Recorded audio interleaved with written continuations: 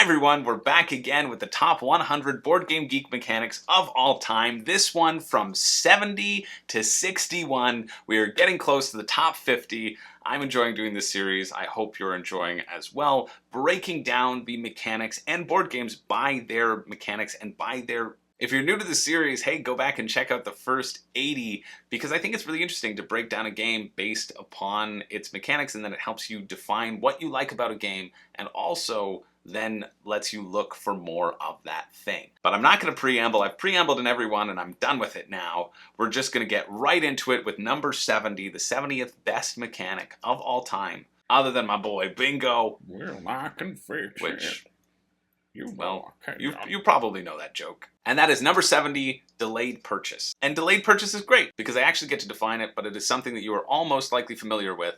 And that is basically when you get a thing, an element in your game that you are unable to use immediately, but you must wait a predetermined amount of time or indeterminate amount of time before you are able to access that thing. That might still seem a little bit ethereal, but it also is one core element to the deck building genre. You're often going to purchase a card and it will end up in a discard pile, and then you have to wait until you get through your entire deck and shuffle it before it will come up again. It's this delayed gratification, which I've heard is something great. What is kind of neat is that Board Game Geek also talks about it being used in this game World of Flames, which uses a production spiral. So when you purchase troops, they aren't immediately available, but they're available months down the line or years down the line to kind of represent the building process, I would imagine, and how long it takes for these things to actually get into your inventory or for you to access them. I guess a cool implementation of this mechanic would be in like a city simulation where you can craft additional things and you have to wait the amount of time for those things to actually be created or the technology to be incorporated into your game. I'm sure that exists in some Civilization games out there. I'm not innovative enough to have just come up with it right now. But that's the premise of delayed purchasing, and I think it's in the top half of all mechanics of all time for me because of its relation to the deck building genre and the implications that it has on gameplay. The fact that you do have to pre-plan, and as the game goes on and you're nearing the end of the game, things that you might have purchased at the beginning, it doesn't make sense to purchase now because it's going to be so long until you see their effects. It's almost not worth it. And I think that implication as well is what makes it interesting to me. That it has a varying impact on gameplay depending on when in the game you're actually accessing it. And by setting these different amounts of times, you can actually manipulate that as a designer, I would assume, the types of experiences and when they are legitimately available in the game, even though they might be available the whole time. So it's kind of a cool one to think about. That's why it's my number 70. Coming in number 69, it's Set Collection. And Set Collection is an interesting one because there's a lot of varied applications of Set Collection. You can have things where you're getting more and more of them, and the more you get of them, the more points they're worth. That's often the main application of Set Collection, but you can also have things where you must collect 3 of that thing, and if you don't, they're worth nothing. I guess it's a similar implementation, but it feels a bit different to me. One's an all or nothing situation, one is cumulative gains. Cumulative gains! I don't want that to be a recurring bit. But what's also interesting about Set Collection is that it is so prevalent in a large variety of games, either as the focal point or as just a small element to it. In a lot of card games, you'll find that there will be one type of card, Terraforming Mars, the Jovian tag, for example, that is worth more points depending upon the number of things that you have. I guess in Terraforming Mars, you can also be collecting plants and different species tags as well. So it's not just the Jovian tags that fall into that Set Collection category, but it is such a core element to a lot of games. If you're interested in looking at all the mechanics, you can go to Board Game Geek and click on the Browse, and then you click Mechanics tab. That's where I got the list of their 186 or whatever it was. But when you click on a specific mechanic, it'll give you a preview of 6 different games that have that mechanic, all ranked according to the BGG rating system. And the first 6 that it shows me, you get up to number 17 on Board Game Geek's ranking. So 6 out of the first 17 games on Board Game Geek, 6 out of the top rated 17 games have set collection or have enough set collection in them that the publisher felt it worthy of tagging that game as this specific mechanic. And these games are Pandemic Legacy Season 1, Terraforming Mars, Ark Nova, Spirit Island, Great Western Trail, and Castles of Burgundy. These all have elements of set collection to them. Castles of Burgundy's set collection even relating more to the actual tiles that you are collecting and putting onto your board in the groupings. Maybe. Now, what's interesting about this set collection, or at least interesting to me, is that it is different from the mechanic called contracts. So in a few of these, Great Western Trail, Ark Nova, Great Western Trail and Ark Nova come to mind. I was trying to think about how their set collection is implemented. The collection of things is related to a particular goal that is actually defined as something different by Board Game Geek. So that's under the contracts element, where the collecting of things that are used to complete a specific goal that is either accessible to you only or to everybody. In Ark Nova, you have the various, I forget what they're called, but they're the green cards where you need a certain number of tags to put your person on to claim that spot and claim those points first. And then in Great Western Trail, you have basically the objective cards where you need to have 2 buildings and 1 hazard in order to get a certain amount of points. These are different. These are not set collection. Set collection are specifically determined as collecting usually things that have a common element to them, aka being part of a set.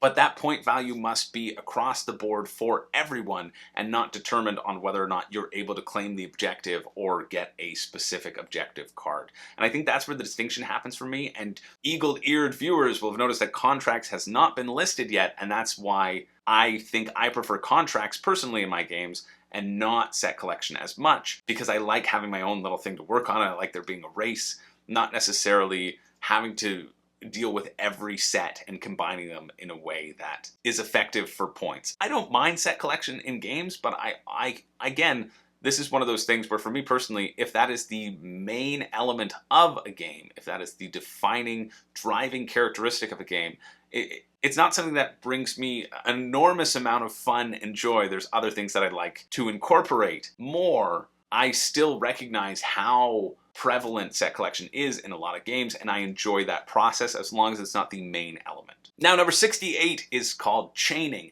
And chaining might be a term that's actually different than what you first might think of. For me, I think of, yeah, I'm going to chain actions together and get a combo. But it actually has to do more with a board presence, where you are laying pieces down and you are physically chaining these pieces together. So although the pieces don't move, your board state and control over the board does. Now, the top examples it gives are Through the Desert, Kingdom Builder, and Blue Lagoon. Blue Lagoon, which I do own and enjoy. You're placing these people on boats or on lands, and you're trying to spread your reach out over a number of different islands, and you're creating these pathways that are connecting to your various settlements and various spots on the board. You're trying to touch every island. That's how you score some points, as well as collecting resources along the way of putting people down.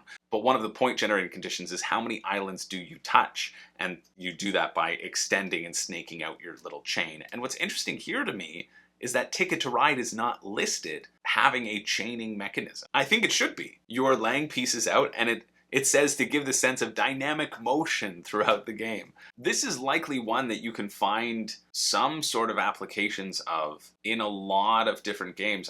Tigris and Euphrates isn't listed on here, but it does feel like there is an element of chaining because you are connecting your leaders through different tiles, although maybe the implication here with this mechanic is that no pieces can move. And perhaps the reason Ticket to Ride is not listed is that chaining is specifically expanding out from one point. Once you have your start points, you must build from those pieces. Although no, Blue Lagoon, you don't have to do that in the first age, you just have to do that in the second age. You must build out from already existing settlements that you've laid down. Huts. Yeah, I think that's the key. I think the key is the second level of Blue Lagoon, where you are building things out. You start in a specific spot, but then Brass Birmingham should have this element to it as well, shouldn't it? But I suppose Brass Birmingham, you also have the cards where you can play anywhere else, so it's not like a defining characteristic. It's this weird, you can see how so many of these mechanics mesh together and really pick up and off the backs of one another, and looking at these smaller details might feel a little pedantic. But again, I think it's also interesting to consider. that chaining being the aspect of building out from an existing thing and having that be the primary focus of your game, of spreading these chains out and extending your reach with a known position that people can then block. I feel like you'll see it in a lot of tactical or abstract games as well. I like the possibilities for chaining. I think I like the concept of chaining. I think it could hold its own as a mechanic. So I guess that's why it is where it is. Who knows what Pascaris was thinking? I'm just here to justify it. Now, moving along, let's keep moving. Number 67 is map deformation. And this is different than map reduction. This is map deformation where it actually shifts or changes the map as you play the game. So things can turn, things can rotate, but the map itself remains full. So map reduction means elements of the map are taken away. Map deformation just means things are changed on that map. So one of the top examples here is Arkham Horror, the card game, which I haven't played, but the second one is Dune, which there is a location on the board. It's this rocky mountain range where if you play a card or an event happens in the game, it can be blown up. It can actually just cease to exist in the game, and the wind and things shift a little bit different because of it. Or the safety from the sandstorm is changed because it's been blown up on the board. So the map still stays the same. You still have access to that actual point on the board, but its meaning or its purpose has changed significantly. And this is kind of a cool element. It allows for the sense of progression while still keeping the requisite number of spaces on the board needed for the number of players, right? Or the number of troops moving their armies around. And I think the implementations in a area control sort of game, Risk Legacy probably has this, because I know, I've never played it, but I know you can like nuke an area. And then whenever you go in there, you take like radiation damage. Honestly, I feel like map deformation should be a key element to most legacy games because you are kind of changing the map as you go along. Things are modified, but I suppose they're not included because they're not specifically modified during the actual game itself. That is the outside part of the campaign where things change in between. So it is specifically to be modifying it during the game, although you are doing that in Pandemic Legacy. So I think that could be applied here too. Again, there are so many of these tiny mechanics that I know a lot of publishers just like leave off the listings because then you'd have a whole friggin' list of 20 to 30 mechanics and people would go, oh my gosh, this game is way too complicated and not be interested in it. Or they'd say, oh, they're trying to do too much and not be interested in it. So I understand why a lot of these things don't get listed, but when you break it down by their actual definitions, I think map deformation is like a key element to the legacy, and being able to have that in a singular game is kind of neat. Now, number 66 is investment. And no, this isn't purchasing a bunch of GameStop stock when it was at the 400 level and now it's at 40. No, it's in fact the opposite, where you're going to purchase shares in something and that will either gain you money or victory points or both over the course of the game as you manipulate that thing to be more valuable. This is also, again, different from ownership, where owning something specifically gives you an ability or a power. This is only investing in that thing. It retains its own rights, but it can get more and more valuable as the game goes along, and you can sell or buy into it at a later price and try to get cumulative gains. So acquire is one of the earliest examples of this investment mechanic because you are purchasing shares every time you build onto a hotel, and you're getting additional shares for different things, and the larger the hotel grows, the more those shares are worth. The Gallerist is another example of this. That is the highest ranked on that Board Game Geek gives it as a reference, because you are going to be backing these artists' particular projects. You're going to be purchasing an art piece from them and then trying to get their reputation up so that when you sell the art, it's worth a heck of a lot more than it was when you bought the art. That's the cycle of that game. And I think this is fun. Again, it's not something that like I scream for. I'm not going to run around the street and take off all my clothes screaming about investments. Well, other than, the GameStop investments, but that's a different story. But I think it's just a solid sort of middle ground mechanic for me. But I can also see why people wouldn't be interested in games that have investment or would really love games that have investment as well. This is one that I feel could be very polarizing. So for me, it's not something that I will actively seek out, but it's not something that I will necessarily avoid as well, which is why it fell where it did. But I'm interested. Let me know, how do you like investment? I feel like this one could be polarizing. Or maybe it is. Everyone's just like, meh, it's fine.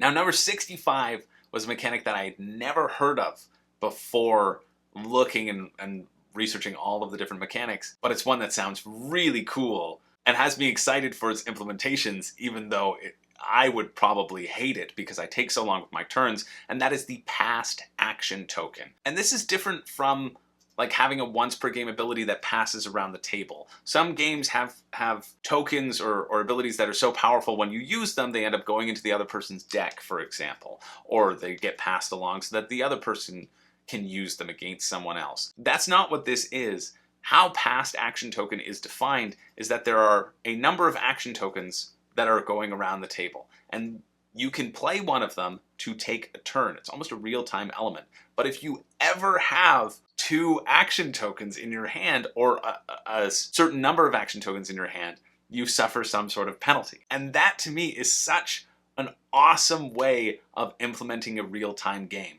There's pressure to keep taking your turn, there's pressure to keep things moving, but you can pause and negotiate with people who have the action tokens, but they could also then just force it along depending what the penalty is, and really get you caught off guard or force you to make a suboptimal action. I think this is the way I would want to play any real-time game. The sense of pushing and pull that can be created around the table with this concept. There's only 20 games listed out of all of Board Game Geek that have this thing. Eclipse, Second Dawn for the Galaxy, it says it has this in there. If you've played Eclipse, let me know if that's a central part of it, or if that's just kind of a tertiary mechanic. There's Diner, and Camelot, and ray guns and rocket ships, and Bears in a Barrel, which I haven't heard of any of these, and yet they all sound phenomenal just based on title alone.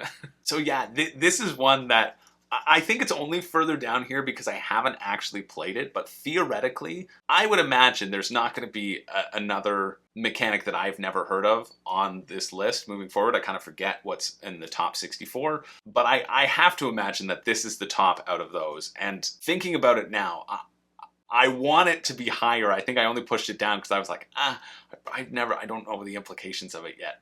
But it sounds like it's really cool. So if you've played anything with this, let me know, and let me know how it was, and if it lives up to my expectations of it, or if it's just, if it sucks, because it could do that too. Now number 64 is honestly more boring. It's order counters, but this list is infallible, so here we go. Now basically what order markers are, you will see this in the StarCraft board game, Game of Thrones, the board game. It also has Forbidden Stars listed here. You will have a number of tokens which will have a symbol on them that will say what you are doing in a particular area. And you will put these tokens down on the map, and then you will all reveal what those tokens are. And so people know you're doing something in an area, but they don't know what you're doing in that area. And I like this. I do like this. It's not that boring, as it provides a lot of opportunity for negotiation and deals, and then backstabbing as well, as you reveal the thing that you said you weren't going to do. And then your opponent reveals the things they knew you were going to betray them. And so sometimes they're executed in a sequence, or sometimes they're executed simultaneously. Here it says they're executed in a sequence, but I feel like the sequence in Game of Thrones is like, okay, anyone who's defending, go. Anyone who's attacking, go, right? Like that's the sort of sequence, not necessarily the order in which they were placed, although you could do that as well, I'm sure. But likely it's going to be a sequence of play that might have a kind of rock, paper, scissors chain to it. That if you did this, then that affects this, that affects this. But the things that happen later, they're obviously more powerful. But order counters is that sort of like secret actions that are on a map in that specific location. That's how you define it. And that's why it's 64. No, that's not why it's 64. It is 64. That's where it fell. Now, number 63 is voting. Voting on something in a game. Players will vote whether or not a specific thing happens. Oftentimes, and this is my favorite implementation of it and probably why it's higher, the voting will be on if a game rule changes or a policy is enacted. This is what attracted me to Twilight Imperium, and I did not get the satisfaction of the voting on actually meaningful things that I wanted to in that game. And I think that's where voting can fall short, is that when the voting doesn't matter. It's kind of a predetermined vote. City of Horror does this a lot, I find, because what really attracted me to that game, I think voting always attracts me to the game, and then I'm usually let down by voting in games. What attracted me to City of Horror was, oh, we're all in this building and the zombies are breaking in, we're gonna vote on which survivor we throw out to the wolves. I'm like, oh, that's fun, it'll give a lot of talk around the table, the votes will be really meaningful, and then it just boiled down to, oh yeah, that person has 5 characters left and we all only have 4, so let's throw that person out. And there wasn't really a lot of wheeling and dealing that could happen in those sorts of situations. So oftentimes you have 1 vote, but again, like City of Horror, you would have the number of votes equal to the number of people you had in that specific building. So this voting can kind of ebb back and forth. I can't think of when I wasn't let down by voting, honestly, but I think it provides a nice give and take for conversation around the table. So that's why it's 63. So number 62 is Enclosure, or it's referred to as Area Enclosure, but it's referred to as Enclosure on the Board Game Geek page if you're scrolling through the mechanics. And an enclosure is very similar to area majority, which is why they give it that sort of area thing. But basically you are trying to enclose something, oftentimes your opponent's pieces. So the example they give as the oldest and most famous area enclosure is Go, where you are strategically placing your pieces to try to gridlock your opponent, basically. But you can also have enclosures like Agricola, where you're just laying down some pieces of fence so you can stick some sheep in there and they won't run away. Or Terraforming Mars is even listed here because you are trying to enclose a certain piece, like your cities, with forests so that they're worth more points. There's a number of ways that this enclosure mechanism can be implemented, but the key difference here from area majority is that you are creating some sort of enclosures on either a grid or a board or whatever it is. You are trying to surround the opponent or the thing, versus area majority, you're just trying to have the most in a specific place. And I like this. I like this as a concept. I like that it forces you to be tactical. I like that it is a malleable mechanic. Calico is an example of this. Also a game called Praga Caput Regni, which I'd never heard of, but it's a Euro game that we just talked about in the Discord over on the deathmatch that's happening for our current crunchy Euro deathmatch that we are voting on all throughout the month of August. Not too much more to say about defining what it is. There are lots of applications which I do enjoy, and it's satisfying when you achieve it. So I am satisfied by the act of doing it, but it's not something that I actively look to do. And then finally, bringing us home, number 61, the last one that we're talking about today. And I think this should be higher on the list too. I don't know how it got down to here. Past Chris was an idiot, because that is income. And the reason it should be higher is because who doesn't love getting stuff? Your income is simple. It is the shortest definition on Board Game Geek.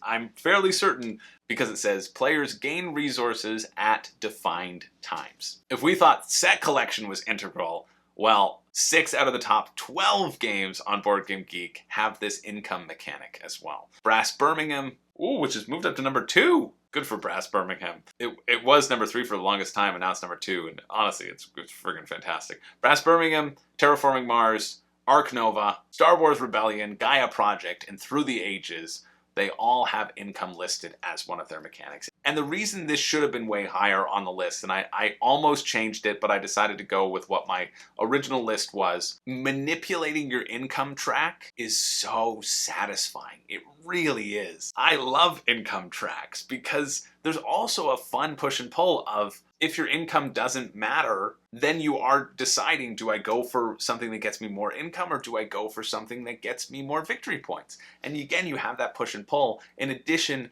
to the cumulative gains that occur as the game progresses and ramps up and creates a framework and a speed that you have to keep track of. Because if someone outpaces you on income, they're going to be able to do more things. And I guess that's where it could falter. That's where the downside could be, is that if you're not aware of managing this income track, I mean, I learned this a long time ago playing Suburbia, that you focus on your income first and then you focus on your population growth. But if people don't get that memo, and they don't focus on the income first, in essence play these sort of 2 stages of the game of making your income and then making the switch to pursuing points, I can see how they may not like it. But I like games with an income because it gives you a finite amount of stuff to manage, to be purchasing, things costing an amount. It's easy to understand. It's also easy to explain to people that, yeah, this costs this much money, and you get this much money at the beginning of your turn. Done. Although the spending the resources or the money is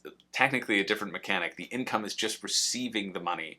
And then how you use it, it can be a variety of number of ways, which I'm sure we will talk about in the future. But that is number 61, income, finishing us up. We are headed in to 60 to 59. The next time I get to this series, I'll probably take a little bit of a break because I've done this for back to back for a while, and I like to diversify on this channel. But still, thank you for sticking with me. I hope you're finding this series interesting. If you're not, I'm still gonna do it, but you know, let me know if it's interesting. I mean, if you're here by now, I assume that you're interested enough, so you've heard the call out. I'll be sure to like and subscribe if you've made it this far as well. That really helps the channel. It also really helps these particular videos because they don't do that well on YouTube. But I find them really interesting. I hope that they will be a valuable resource down the line, trying to create more of that evergreen content and things that, you know, people can stumble across later on. So whether it's tomorrow or 10 years from now, or I am dead and gone, thank you for being here. My name was Chris George. I didn't have a catchphrase, but I lived a average to above average life. And what more can you really ask for, really? I hope you have a wonderful time in the AirPods, and thanks for visiting the Museum of Earth.